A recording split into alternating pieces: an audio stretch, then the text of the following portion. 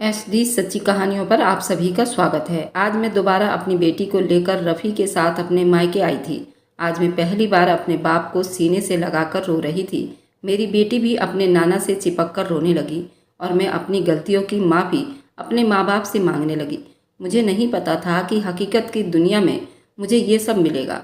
मैंने अब तक न्यूज़ में, सीरियल में दूसरे पिता के लिए हमेशा नेगेटिव देखा था, इसलिए ये बात मैंने अपने दिमाग पर हावी कर लिया था और मुझे अपने पिता के वजूद से घिन आती थी। ये कहानी तब शुरू हुई थी जब मेरी माँ विधवा हो गई थी और हम दो माँ बेटी अकेले इस दुनिया में रह गई थी। मैंने जब अपना इरादा जाहिर किया तो माँ भड़क उठी। क्या हो गया माँ तुम्हें? क्यों खुद भी तमाशा बनोगी और मुझे भी तमाशा बनाओगी? क्यों बेटी, इसमें तमाशा वाली कौन सी बात हो गई? क्या मैं बदचलन और बदकार औरत हूँ? क्या मैं अपने मजहब से हटकर कोई काम कर रही हूँ? वह तो ठीक है माँ, इनमें कोई बात नहीं, लेकिन हमारा समाज क्या सोचेगा? मोहल्ले वाले क्या सोचेंगे? खानदान वाले क्या कहेंगे? किसी को भी कुछ कहने का हक नहीं है, क्योंकि हम किसी की मोहताज नहीं। तुम्हारे बाप के मरने के बाद ये लोग हमारा ख्याल नहीं रखते थे और ना ही उन्होंने मेरी और तुम्हारी परवरिश की है, इसलिए ये कुछ नहीं बोल सकते। इनको बोलना भी नहीं चाहिए बेटी। बात ये थी कि माँ ने अपनी शादी का इरादा जाहिर किया था। मेरे अब्बू की मौत को 3 साल हो चुके थे। ये दिन रात हमने किस तरह गुजारे थे हम ही जानते हैं। शुक्र है कि छोटा ही सही, लेकिन मकान अपना था, वरना हम दर दर की ठोकरें खाते रहते और कोई पूछने वाला नहीं होता। मेरी उम्र उस वक्त 18 बरस की थी कि माँ का ज़्यादा उम्र नहीं था, 32 या 30 साल की होगी। उनकी शादी बहुत कम उम्र में हो गई थी। सबसे बड़ी बात यह थी कि माँ बहुत खूबसूरत और शांत स्वभाव की औरत थी। हम दोनों जब साथ निकलते तो देखने वाले हमें बहनें समझा करते थे। अल्लाह ने मेरी माँ को बेहद हसीन बनाया था। मैंने ऐसी बहादुर शांत स्वभाव की औरत कभी नहीं देखी। बहुत कम ही बोलती थी। वह पढ़ी लिखी भी थी, इसलिए उन्हें एक फार्म में जॉब भी मिल गई थी, जबकि मैंने अपनी पढ़ाई का सिलसिला शुरू कर दिया था। उन्हीं के फार्म में कोई आदमी काम करता था, उसका नाम अब्दुल था। माँ को शादी के लिए ऑफर की थी और माँ भी इस शादी के लिए सीरियस हो गई थी। वैसे तो ये कोई गलत बात नहीं थी, लेकिन फिर भी वही समाज। मैंने एक बार माँ को फिर समझाया, देखो माँ, बात यह है कि जब तुम शादी करोगी सब यही कहेंगे कि जवान लड़की घर में बैठी हुई है और माँ को शादी का शौक चढ़ गया है। बेटा, मैं ये शादी अपने शौक के लिए नहीं बल्कि तुम्हारे बेहतरी के लिए कर रही हूँ। पहली बात तो ये है, घर में मर्द का होना बहुत ज़रूरी होता है। 1000 तरह की बलाएं कट जाती हैं। लोग उस घर की तरफ मैली निगाहों से नहीं देखते। मेरा मतलब है कि मर्द घर का रखवाला होता है। और दूसरी बात यह है, तुम्हारी शादी के लिए खर्चे कहाँ से पूरे होंगे? इसके लिए अब्दुल ने कहा है कि ये जिम्मेदारी खुद उसकी होगी। फार्म में उसकी अच्छी सैलरी है, उसके अलावा उसने कुछ पैसे भी जमा कर रखे हैं। सब मिलाकर तुम्हें इज्जत के साथ रुखसत कर देंगे। जहाँ तक खानदान वालों का संबंध है तो उनकी बात ही फिजूल की है बेटा। मैं समझ गई थी, माँ ने पक्का इरादा कर लिया है और मेरे समझाने पर भी वो कुछ नहीं होगा। अब मैं उन पर ज़्यादा जोर भी नहीं डाल सकती थी। माँ थी मेरी, इसके अलावा वे समझदार और पढ़ी लिखी भी थी। उन्होंने कुछ सोच समझ कर ही ये फैसला किया होगा। लेकिन मैंने इतना ज़रूर कहा, माँ चलो ठीक है, मैं अब कुछ नहीं कहूँगी, लेकिन कम से कम इतना करो कि इस मकान को किराए पर दे दो, हम कहीं और शिफ्ट हो जाते हैं। हाँ, ये हो सकता है। माँ ने मेरी तारीफ की। कुछ और तो नहीं कहना ना तुम्हें? सिर्फ एक बात माँ, मैं उस आदमी से ज़रूर मिलना चाहूँगी जो तुम्हारी ज़िंदगी में शामिल होने जा रहा है। सिर्फ मेरी नहीं, तुम्हारी ज़िंदगी में भी माँ। मैंने कहा, तुम उसका इस तरह इज्जत और एहतराम करोगी जिस तरह तुम अपने अब्बू की किया करती थी, क्योंकि वो बहुत अच्छा आदमी है। उसे मालूम है कि तुम मेरी जवान बेटी हो, इसके बावजूद भी वो मुझसे शादी करके हमें सहारा देने को तैयार है। फिर एक दिन अब्दुल हमारे घर आ गया। माँ ने उसे चाय पर बुलाया था। उसे देखकर मैं तो दंग ही रह गई थी। वह एक नौजवान आदमी था और अच्छा खासा हैंडसम खूबसूरत था। यानी कि वह ऐसा आदमी था जिसके लिए कोई भी कंवारी लड़की का रिश्ता आ सकता था। लेकिन वह माँ से शादी करना चाह रहा था, जो एक विधवा भी थी, जिसकी बेटी 18-19 साल की हो चुकी थी।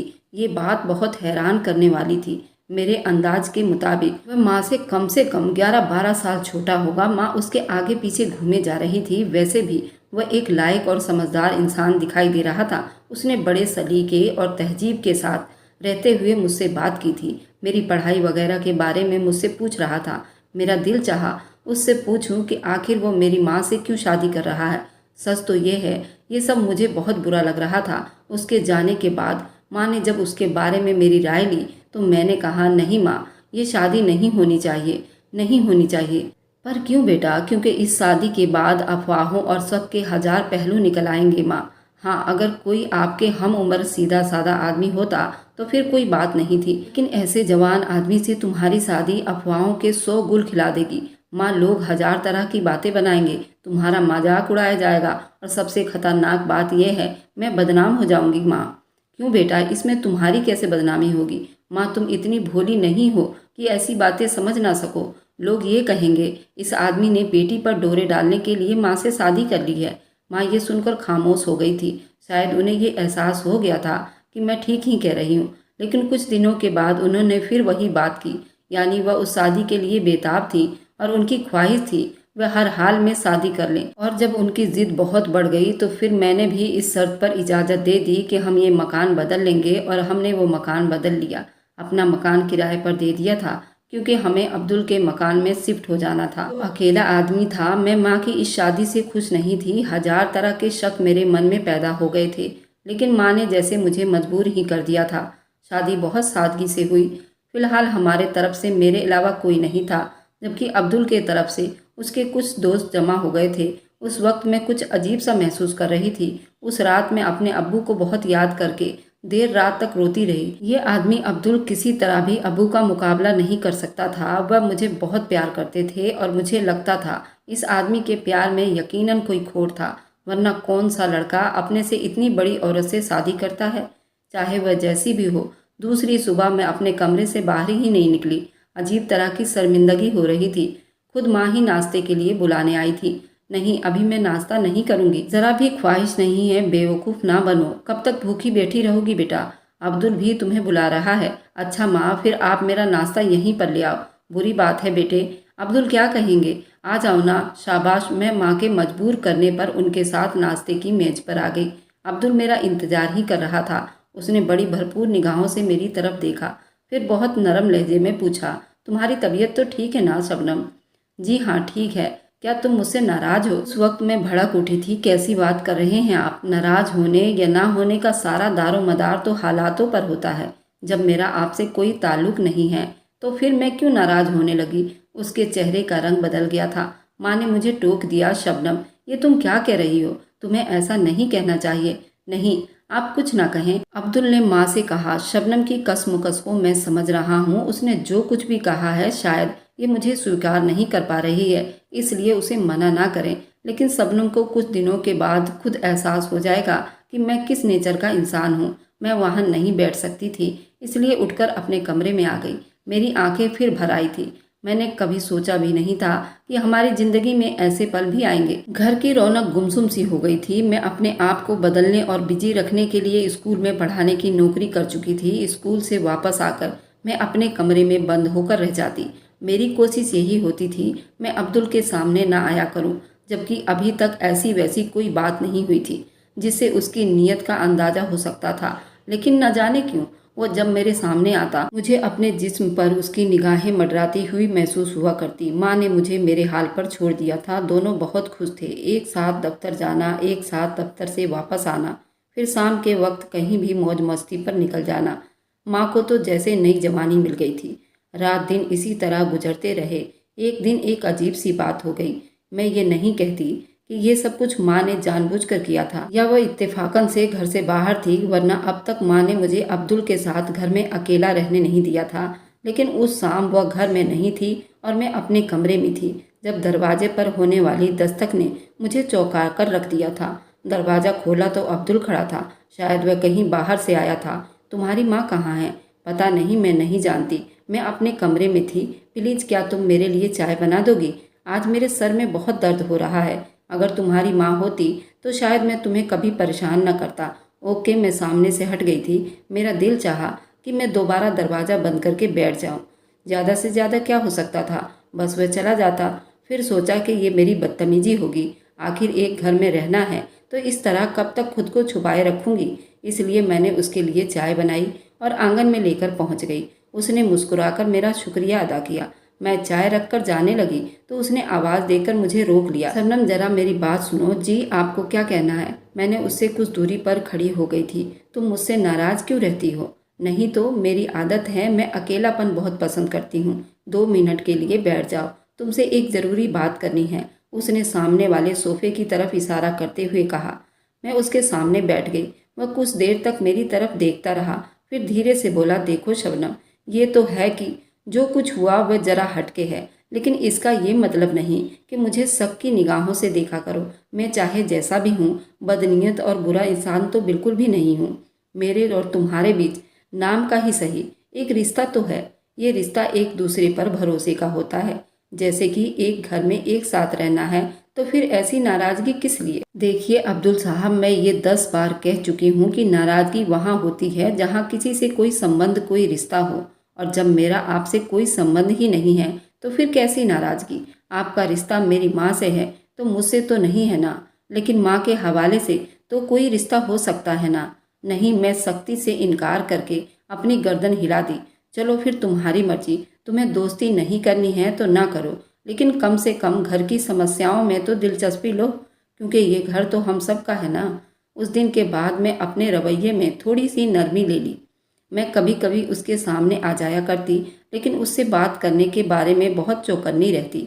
फिर एक दिन माँ ने मुझसे कहा, शबनम, अब्दुल ने तुम्हारे लिए एक रिश्ता तलाश किया है। ओह, तो अब इस अंदाज से अटैक करना चाहता है? क्या हुआ तुमको? इसके बारे में क्यों इतनी गलतफहमी अपने दिमाग में पाल रखी हो? वह बहुत भला आदमी है। कोई और बात करे माँ, छोड़िए ये सब। अगर मुझे रिश्ता तलाश करना होगा तो मैं खुद कर लूँगी। आपके अब्दुल साहब को इसके लिए परेशान होने की ज़रूरत नहीं है। माँ ने फिर इस टॉपिक पर कोई बात नहीं की। मैं अब्दुल जैसे लोगों की नीयत को अच्छी तरह समझती थी, इसलिए मुझे हर कदम फूंक फूंक कर रखना था। अब्दुल ने यकीनन अपनी किसी दोस्त से मेरे बारे में बात की होगी। शादी ना होती तो मैं उसके चंगुल में फंस जाती। ये जरूर उसे अब्दुल की कोई ना कोई प्लानिंग होगी कि शादी के बाद मुझे मजबूर कर दिया जाए। मैं इस तरह की कई कहानियाँ पढ़ चुकी थी, इसलिए मैंने अब्दुल और उसके लाए हुए रिश्ते से साफ मना कर दिया और अपना दामन बचा लिया था। लेकिन सवाल ये था, मैं आखिर इस तरह के हालात से कब तक रह सकती थी? शादी तो करनी थी, और वह भी बहुत जल्दी। जितनी जल्दी इस घर से रुखसत हो जाती मेरे लिए बहुत ही अच्छा था। देर होने की सूरत में खराबियां पैदा हो सकती थी। शादी तो हो, किससे हो, ये एक अजीब समस्या थी। अब तक मेरी किसी से दोस्ती नहीं हो सकी थी। ऐसा कोई नहीं था जिससे मैं मोहब्बत के दावे कर सकती। किसी ने मुझसे मोहब्बत की कोई बात भी नहीं की थी। ऐसा जिंदगी में कभी कुछ हुआ ही नहीं था। बस एक सीधी सादी जिंदगी गुजरती चली जा रही थी। कोई था मेरा? कोई भी तो नहीं था। लेकिन फिर एक दिन कोई मुझे मिल ही गया। वह स्कूल में अपने छोटे भाई के दाखिले के लिए आया था। दोनों भाई बहुत खूबसूरत थे। छोटे भाई का नाम ईशु था, जबकि उसको लाने वाला बड़ा भाई रफ़ी, एक खूबसूरत, बहुत ज़्यादा पढ़ा लिखा नौजवान, जिसका लहजा और जिसके अंदाज ये बता रहे थे वह एक मैच्योर इंसान है। उसने मुझे देखा तो सही, लेकिन उन निगाहों की कैफियत ही थी। उसमें किसी तरह की हवस या बेहुदापन नहीं था। उसके भाई का एडमिशन हो गया था। वह किसी और स्कूल से ट्रांसफ़र होकर आया था। वह जिस स्कूल से यहाँ आया था वह भी शहर का एक बहुत बड़ा और अच्छा स्कूल था। ये मेरी रफ़ी से पहली मुलाकात थी। मैं घर आकर भी उसके बारे में सोचती रही। कुछ लोग ऐसे भी होते हैं जिनसे मिलकर ज़िंदगी से इश्क हो जाए। रफ़ी भी बिल्कुल वैसा ही था। उसके बाद बहुत दिनों तक उससे मुलाकात नहीं हुई, लेकिन एक दिन एक ऐसी बात हुई जिसने मुझे हैरान करके रख दिया। उस वक्त मैं स्टाफ रूम में कॉपियाँ चेक कर रही थी। रफ़ी का भाई ईशु बड़े अदब के साथ मेरे सामने ही खड़ा था। फिर उसने अचानक मुझसे पूछा, मिस, आप जानती हैं कि मैं उस स्कूल को छोड़कर आपके स्कूल में क्यों आया हूँ? नहीं तो मुझे क्या मालूम। आपके लिए मिस। मेरे लिए क्यों? मेरे लिए क्यों? रफ़ी भाई मुझे ज़बरदस्ती आपके स्कूल में लेकर आए हैं। वह कह रहे थे आप उन्हें अच्छी लगती हैं। उन्होंने शायद आपको कहीं देखा था, इसलिए उन्होंने आपके स्कूल में मेरा दाखिला करवा दिया। क्या वह जो कुछ बता रहा था वो मेरे लिए बहुत हैरान करने वाला था? ये एक अजीब बात थी। मेरा दिल इतनी तेज से धड़क उठा था कि कोई हद नहीं। ईशु गलत बयानी नहीं कर सकता था। वह तो बहुत अच्छा बच्चा था। शायद रफ़ी ने मुझसे मिलने के लिए तरकीब निकाली थी और ये तरीका सोचा था, लेकिन कितना हैरत अंगेज और अनोखा तरीका था। अच्छा अच्छा, अपने काम पर ध्यान दो और हर एक को ये बात बताने मत बैठ जाना। Yes miss. किसी से क्यों कहूँगा। मैंने उसकी कॉपियाँ चेक करके उसके हवाले कर दी और सोचती रह गई कि आज वह क्या कह गया। कैसी बात कर दी है उसने। रफ़ी ने मुझे आखिर कहाँ देख लिया था। चलो जो भी है, उसने मुझसे जान पहचान के लिए बहुत अजीब सा रास्ता अपनाया था। फिर एक दिन खुद ही रफ़ी अपने भाई की प्रोग्रेस मालूम करने बहाने से स्कूल आ गया। मैं उसके आने का मकसद समझ चुकी थी। मैंने उसके तरफ देखते हुए पूछा, रफ़ी साहब, आप ये बताइए, आपने अपने भाई को स्कूल में क्यों दाखिला करवाया है? स्कूल की रेपुटेशन अच्छी है इसलिए? रफ़ी साहब प्लीज़, मैं सच सुनना चाहती हूँ। आप जो कुछ कह रहे हैं वह आधा सच तो हो सकता है, लेकिन पूरा सच नहीं। ठीक है, तो पूरा सच ये है कि तुम्हारे लिए। पर आखिर क्यों? इसके अलावा अब क्या जवाब दे सकता हूँ कि तुम मुझे अच्छी लगती थी। माफ़ करना, मैं ज़रा तुमसे ठीक से बात नहीं कर पा रहा हूँ, लेकिन किसी की पसंद नापसंद कोई पाबंदी नहीं लगाई जा सकती ना। और ये कोई जुर्म या गुनाह भी नहीं है। कभी कभी इंसान के साथ ऐसी समस्याएं भी हो जाती हैं कि इंसान बेबस होकर रह जाता है। ये पसंद का मामला भी ऐसा ही होता है। बहुत खूब। आपने मुझे कहाँ देखकर पसंद कर लिया? रास्ते में। और मैंने एक बार रास्ते में, फिर एक बार मार्केट में देखा था। और जब मैंने आपके बारे में जानकारी हासिल की तो पता चला कि तुम इस स्कूल में पढ़ाती हो और अपने मुझसे बातचीत, अपना प्यार जताने के लिए अपने भाई का यहाँ ट्रांसफ़र करवा दिया। हाँ, क्योंकि मेरे पास और कोई रास्ता नहीं था, क्योंकि मैं उन लोगों में से नहीं हूँ जो किसी लड़की को रास्ते में रोककर उससे बदतमीजी से बात करने की कोशिश करे। उसकी ऐसी बातें मुझे अच्छी लग रही थी। उससे ये अंदाज़ा भी लगाया जा सकता था वह अपनी फितरत में एक अच्छा इंसान है। कहा तो जिंदगी भर मोहब्बत के नाम की कोई चीज़ मेरे पास नहीं आई, और कहाँ ये हाल के बिना मांगे मोहब्बत मिल गई थी। मोहब्बत करने वाला खुद चलकर मेरे पास आया था। मैंने कहीं पढ़ा था, अगर सच्ची मोहब्बत दरवाजे पर आ जाए तो उसके लिए रास्ता खोल देना चाहिए। फिर मैंने रफ़ी के लिए अपने दिल के दरवाजे खोल दिए। हमारी मुलाकातें होने लगी। अब मुझे पूरी दुनिया खूबसूरत दिखाई देने लगी। घर का माहौल भी खुशगवार सा महसूस होने लगा। अब्दुल और माँ ने मेरे मना करने के बाद फिर मुझसे रिश्ते की बात नहीं की थी, और ये अच्छा ही था, वरना खामखा एक दूसरे के लिए बदगुमानी और घर में एक दूसरे से दूरियां पैदा हो जाती। मैं और रफ़ी पूरी तरह से एक दूसरे के हो गए थे। मैं जैसे जैसे उसके करीब होती जा रही थी वैसे वैसे उसकी खूबियां मुझ पर खुलती जा रही थी। उसने पढ़ाई के मुकाबले में कई डिग्रियां हासिल कर रखी थी। एक बहुत बड़ी कंपनी में मैनेजर पद पर था। उसकी फैमिली भी बहुत अच्छी थी। सब पढ़े लिखे थे। उनके घर में ये दो भाई थे, एक तो रफ़ी और दूसरा इसू, जो मेरे ही स्कूल में पढ़ता था। वह एक बहुत अच्छा इंसान था। उसने अभी तक मुझसे ये नहीं पूछा था मैं कौन हूँ, मेरा बैकग्राउंड क्या है। एक शाम मैंने खुद ही ऐसी बात छेड़ दी, रफ़ी तुम मेरे बैकग्राउंड के बारे में क्या जानते हो? शबनम, मैं तो सिर्फ तुम्हें जानता हूँ, तुम्हारे बैकग्राउंड से मुझे कोई दिलचस्पी नहीं। फिर भी जानना तो चाहिए कि मैं कौन हूँ, किस हालत में ज़िंदगी गुजार रही हूँ। तो चलो तुम ही बता दो। मैंने उसे बड़ी बारीकी से अपने घर की हर बात बता दी। सब कुछ सुन लेने के बाद उसके रवैये में कोई फ़र्क नहीं आया। चलो मान लिया ये सब कुछ है, तो इससे क्या फ़र्क पड़ जाएगा?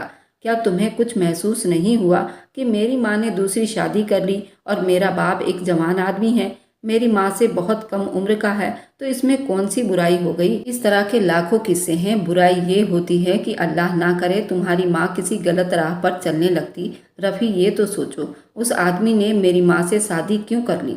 तुम भी अजीब हो। तुम ये बताओ, क्या उस आदमी ने तुम्हारे साथ कभी कोई गलत हरकत की है? नहीं, अब तक तो ऐसी कोई बात नहीं हुई। फिर भूल जाओ उसको, अपनी फिक्र करो। लेकिन इस कहानी में एक बात जरा खतरे वाली है। अब्दुल किसी आदमी से मेरी शादी करवाना चाहता है, और बात यह है कि उसने ये रिश्ता किसी प्लानिंग के तहत ही सोचा होगा।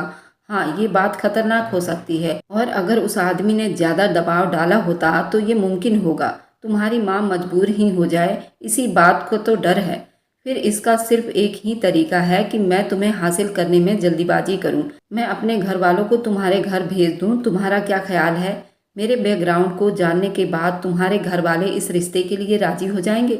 रफ़ी ने जो कहा था वह कर दिखाया। उसने अपने घर वालों को न सिर्फ राजी कर लिया था, बल्कि वह पैगाम लेकर भी मेरे घर आ गए। उस वक्त खुदा जानता है कि अब्दुल ने किस दिल के साथ उनका इस्तकबाल किया होगा। फिलहाल मेरी माँ बहुत खुश थी और उन्हें खुश भी होना चाहिए था। रफ़ी के घर वाले भी लालची नहीं थे। वे लोग ऐसे थे जिन्हें किसी तरह का कोई भी लालच नहीं था। उन्होंने साफ साफ कह दिया था उन्हें सिर्फ लड़की चाहिए। इस रिश्ते के लिए मेरा स्कूल का स्टूडेंट ईसू भी आया था। असल वही बच्चा मेरे और रफ़ी के बीच प्यार मोहब्बत का जरिया बना था। वह शायद सबसे ज़्यादा खुश था। फिलहाल ये रिश्ता तय कर दिया गया और शादी की तारीख भी रख दी गई और हम दोनों एक हो गए। अब्दुल के मंसूबे धरे के धरे रह गए थे। मेरे ससुराल बहुत अच्छे थे, सबसे ज़्यादा रफ़ी अच्छे थे। मैंने सोचा भी नहीं होगा कि ज़िंदगी में किसी को इतनी खुशियाँ भी मिल सकती है। एक प्यार करती हुई ज़िंदगी मेरे साथ साथ चलने लगी थी। हर चीज़ बहुत खूबसूरत थी। वलीमा के बाद मुझे अपने घर जाना था, लेकिन मेरा दिल नहीं चाह रहा था। इसलिए मैंने रफ़ी से कहा, नहीं रफ़ी, वहाँ मेरा जाने को दिल नहीं चाहता। पर वह क्यों? इसलिए कि वहाँ मेरा कौन है। माँ है तो वह खुद ही आ जाती हैं, अब्दुल है तो उससे मेरा कोई संबंध नहीं है। वह तो ठीक है, लेकिन रस्म रिवाज के हिसाब से तुम्हें जाना चाहिए। बल्कि ऐसा करो, हम चलते हैं और कुछ देर बैठकर वापस आ जाएंगे। हाँ, ये हो सकता है। हम लोग रिवाज के हिसाब से मिठाई वगैरह लेकर पहुँच गए। मेरी माँ और अब्दुल ने खाने पीने का बहुत ज़बरदस्त इंतज़ाम कर रखा था, लेकिन मैं बस थोड़ी देर बैठकर वापस जाना चाहती थी। और जब मैं उन लोगों से इजाज़त लेकर उठने लगी तो अब्दुल ने मुझसे कहा, शबनम, तुमसे एक बात पूछनी है। जी फरमाइए। तुम ये बताओ, तुमने रफ़ी को कैसे पाया? ये कोई पूछने की बात नहीं है। मैं बहुत खुश हूँ। क्या सही में? जी हाँ, मैं इतनी खुश हूँ कि आप उसका कभी अंदाज़ा भी नहीं लगा सकते। मैं तुम्हें ये बताऊँ कि मैं तुम्हें यही खुशी तो देने जा रहा था। अब्दुल ने मुस्कुराते हुए कहा। क्या? मैं चौंक कर उसकी तरफ देखा। हाँ, ये मेरा ही दोस्त है जिसका रिश्ता मैंने तुमसे लगाया था। ये कैसे हो सकता है? बेटा, यही बात हुई है। मेरी माँ ने कहा, जब तुमने अब्दुल के लाए हुए रिश्ते से मना किया तो हम सब ने एक प्लानिंग के जरिए इसू को तुम्हारे स्कूल में एडमिशन करवाया। फिर रफ़ी धीरे धीरे तुमसे करीब हो गए और अब अल्लाह के फजलो करम से तुम दोनों एक दूसरे के हो गए हो। मैं बिल्कुल बेवकूफ़ बनकर उन लोगों की तरफ देखती रह गई। फिर अब्दुल ने मुझसे कहा, शबनम, तुमने ये कैसे समझ लिया था कि मैं किसी साजिश के तहत तुम्हारी माँ से शादी की है? मेरा तुमसे वैसे कोई रिश्ता ना सही, लेकिन तुम्हारी माँ के लिए मेरे दिल में एक मजबूत रिश्ता तो है और उस रिश्ते के हिसाब से मैं तुम्हारा बाप हूँ। तुम मेरे शब्दों पर यकीन करो या ना करो। हाँ बेटी, अब क्या कर सकते हैं? तो मेरी माँ ने मुझसे पूछा। अब मैं उसके अलावा और क्या कह सकती थी कि आज से मेरा रिश्ता बहुत ज़्यादा गहरा हो गया है। मेरी आंखों में आंसू आ गए थे। अब्दुल ने प्यार से मेरे सर पर हाथ रख दिया था। अब हम सब बहुत खुश हैं। मैं एक बेटे की माँ बन चुकी हूँ और अब्दुल मेरे लिए एक बाप की तरह हैं। और मैं सोचती हूँ कि मेरे अल्लाह, क्या इस दौर में भी ऐसे लोग हुआ करते हैं? हमेशा याद रखें कि पांचों उंगलियां बराबर नहीं होती है। हमें रिश्तों के बारे में इतना डरा दिया गया है कि हम अपने ही रिश्तों पर विश्वास नहीं करते और शक की निगाहों से देखते रहते हैं। अगर आपको आज की कहानी पसंद आई है तो वीडियो को ज़रूर लाइक कीजिएगा और अपने दोस्तों के साथ शेयर भी कीजिएगा। और हाँ, अगर अभी तक हमारे चैनल को आप लोगों ने सब्सक्राइब नहीं किया है तो जाकर सब्सक्राइब करिए। कल मिलते हैं एक नई दिलचस्प कहानी के साथ। मुझ पर सदा अपना प्यार और स्नेह बनाए रखें। सभी को मेरा प्यार भरा नमस्कार दोस्तों।